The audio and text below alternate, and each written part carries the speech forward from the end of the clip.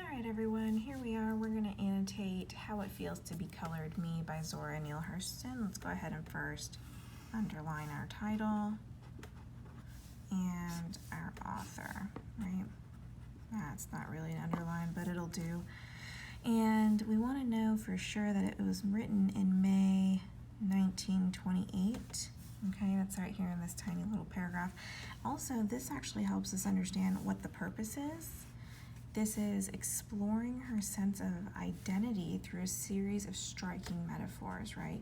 So this was the purpose of writing this essay. So as we start, I want you to consider how she uses these metaphors to explain how she may be different and how she may be alike in certain ways to the different people that she's talking about. All right, so first off, let's talk about here. This is the first one right off the bat. We have a metaphor, how she's comparing herself to all of the other Negroes, apparently, that she says, I am the only Negro in the United States whose grandfather on their mother's side was not an Indian chief. What does that even mean, was not an Indian chief? Well, if you go back and look in history, a lot of African Americans in the late 1800s, early 1900s would try to pass as lighter skinned. And this is telling us that she could not do this. That was kind of her way of saying, you know, I wasn't able to pass as anything but African American. And so she had to, that's kind of some things that she had to deal with when she was younger. So we're going to put here, could not or couldn't pass as lighter skinned, right? So that kind of right off the bat tells us that she has, she had to deal with certain things differently than some other people may have. So coming in here, we're starting off with, I remember the very day that I became colored, right? This is kind of helping us understand what we're going to be talking about, and the fact that she had to deal with growing up a certain way and having to understand that she is different than some other people. Up until her 13th birthday, she lived in a town of Eatonville, Florida, and this was an exclusively a colored town, right? So this is giving us our setting. And this is also essentially a memory moment. This is telling us, hey, this is something in the past, and we need to understand, why is this important to understand that up until her 13th birthday, she lived in a mostly colored town? What does that tell us, right? The only white people she knew that passed through were going to Orlando. Those white people included Southerners, and they never, whenever the town saw Southerners pass through, they never stopped cane chewing. Cane, like sugar cane. They would chew on sugar cane because it was sweet. What does this tell you that they never stopped chewing sugar cane?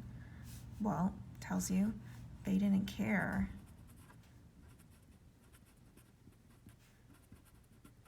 for the Southerners.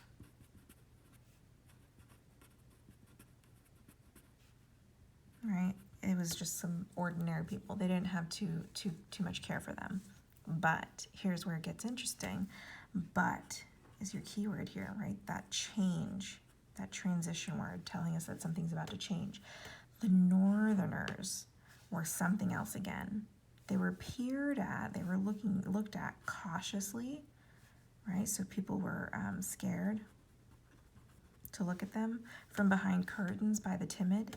And the more venturesome, the more brave people would go out on the porch to watch them go by, and got just as much pleasure out of the tourists as the tourists got out of the village.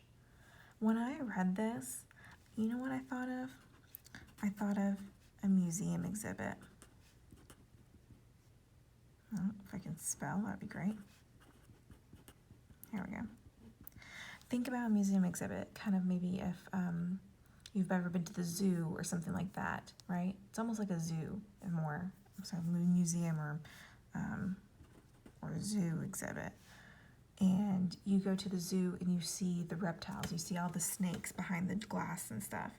and you look at them and you're like, oh wow. Some of you may be more cautious and scared because even though it's behind glass, you're still kind of scared about it. Some of you are more venturesome and you're more brave.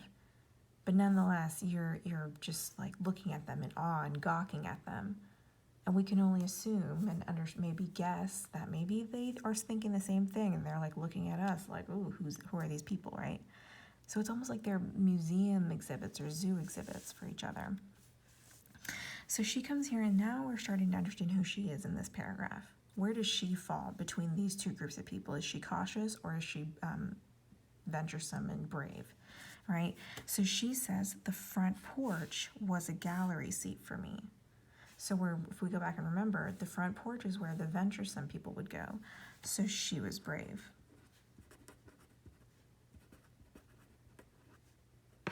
Right? She was brave. Her favorite place was the top of a gate post, so think of like a gate outside. She would just climb up the gate. Proscenium box, that's like a theater box. Like have you ever seen someone at like the opera or a TV show or a movie that has an opera? They have like boxes in the theater. For a born first nighter meaning like people that traditionally go to opening nights of things and premieres. Not only did I enjoy the show, but I didn't mind the actors. Actors, meaning the Northerners.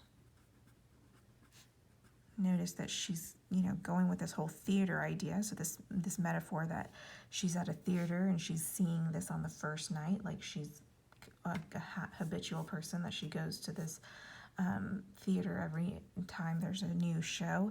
And the Northerners are the actors. And she doesn't mind them knowing that she likes to see them and that she likes to talk to them. And she has these conversations to them. And she just says, well, hey, where are you going? What's going on? And then she probably says, here, I'll probably go a piece of the way with them. So she just, hops in their car or whatever they're driving, or they're, if they're using a horse. But she just goes along with them, right?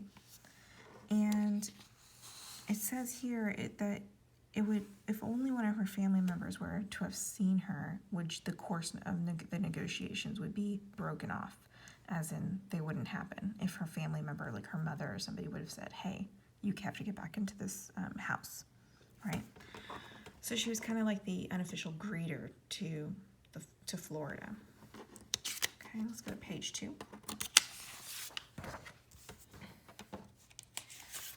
All right, so during this period, oh, sorry, you can't see that.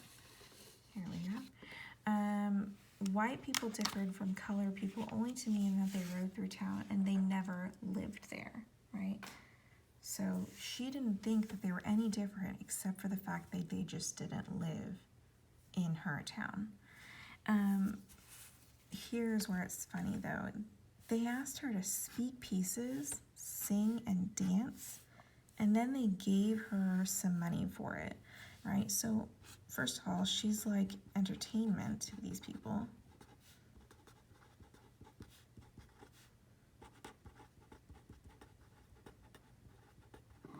Second of all, what does this tell you? What does this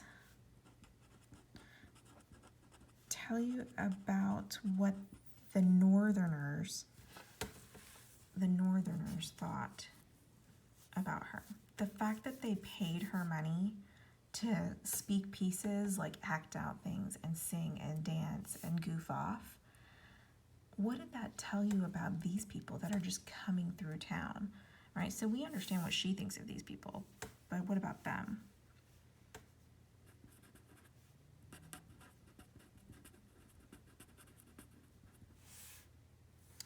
She didn't want them. She said, this seemed strange to me to get this money from the Northerners.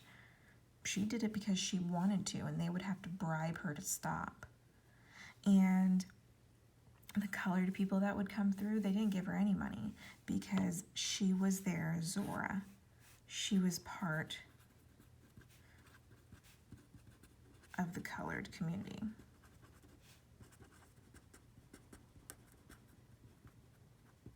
Right? All right. So, but changes came in her family when she was 13. These changes that she's talking about, her mom dies when she's 13, and then her dad remarries. And he remarried quite quickly too. And when he remarried, they sent her to school in Jacksonville. All right, that's a new setting for us. She changes where she's at. And remember, she said in the beginning, it wasn't until after she turned 13 that she realized that she was colored. So something happens here in Jacksonville that helps her understand that she's different. And so when I disembarked from the riverboat at Jacksonville, she was no more. So notice that she's referring to herself as in third person now. Right? So it seemed that I had suffered a sea change. She suffered some change at sea, and she was not the Zora of Orange County anymore. She was now a little colored girl. This is your aha moment. This is a big deal for her. This is where things change. She realizes that she's different from other people at this point. Okay. So if you keep moving forward here, but I'm not tragically colored. This is a great transition here as well. Here it's talking about this change again. She's not feeling sorry for herself. She doesn't think it's a tragic thing that she's colored. She has no great sorrow damned in her soul, nor lurking behind her eyes. She doesn't mind it at all. This is setting the tone here of acceptance and pride, right? She talks about how there were people in school that would hold this idea that nature, that life and luck has just somehow given them this, low down dirty deal. When I see that, I think of like the saying of you were dealt a bad hand of cards, in life. So bad cards in life. And she says, I don't feel that way. And this is probably my favorite line of this whole thing. So she does not weep at the world. I am too busy sharpening my oyster knife. When you think of oyster knife, I want you to think of the saying,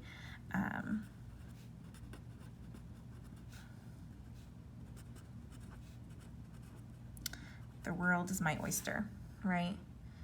And what this means, that you have all these opportunities in life. So she's sitting here saying, I'm not sad about being colored, about being black. I am saying that I am excited and proud of my background, and I am sharpening my oyster knife. I'm preparing myself for all these opportunities that life is going to give me. Okay, so moving forward, someone's always at my elbow reminding me that I am the granddaughter of slaves. So now she's talking about her past and how people are always reminding her, you come from slavery and your ancestry is slavery. Aren't you angry about that? But she says it fails to register depression with me. She's not mad, or she's not sad. She's just kind of like, listen, it happened. The operation was successful and the patient is doing well, thank you. Who's the patient? Black people, slaves,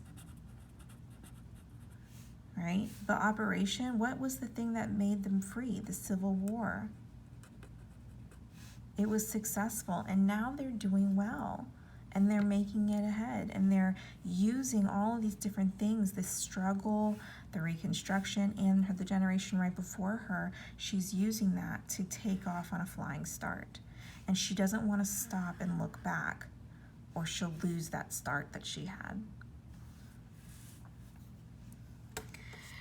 So as we keep going, she talks about here, no one on earth ever had a greater chance for glory. She's talking about slaves right here. Right when slavery was abolished, they had nowhere else to go but up. They had no better chance for glory because all they could go is up because they were at rock bottom, right? And so she was talking about here,